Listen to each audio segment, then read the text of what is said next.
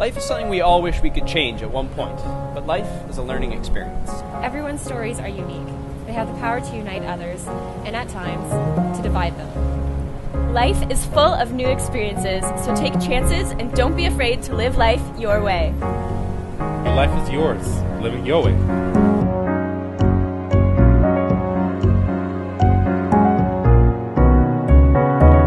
So today we're just going to be talking a little bit about values and the values that we kind of hold. A lot of people identify with having certain values. Would you like to share some of yours? Well, I really think I do have respect and openness. I'm one of those people that if someone asks me, I'm going to tell them basically what's on my mind, but I put it in a nice way, so I'm not going to be blunt and harmful. I'm very strong into loyalty to your friends and family and honesty, as well as just respect for everybody. I value intellectual honesty. I enjoy people who can be honest with themselves. I think another one would be tolerance as well. So especially in a place like this, like in a university where you meet so many people from different religions, cultures, and backgrounds, it's healthy for you to be able to understand them and be able to be tolerant even if you don't really, I guess, accept certain things about them, but just to understand that they're the way they are because of something. Would you say you've ever accommodated your own values or changed your own values in order to accommodate someone else's values? Yeah, I think I have. And it's not usually always changing them completely. Especially being a Sox rep and just doing that commitment during Welcome Week, you have to meet a whole bunch of new people all the time, and you need to just be generally respectful to everybody. Like I said, there's always that little gray area where if you guys talk it out, you're going to have overlapping interests, so you can give away some things that you may feel strong on and then keep some that you do feel strong in another way, so it's it's a balancing act between you and another person.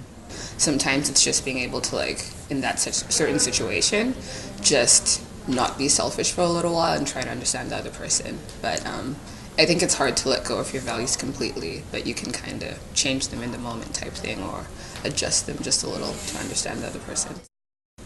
When it comes to my ideas about politics and philosophy and religion and things like that, I'm fairly inflexible. When it comes to getting a job done and say, how should we approach a certain task,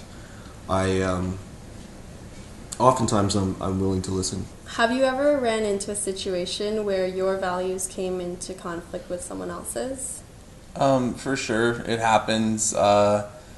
You can't really avoid it. Everyone has a different set of values. A good example is, it doesn't often get to fisticuffs or anything, but me and my dad disagree about religion a lot.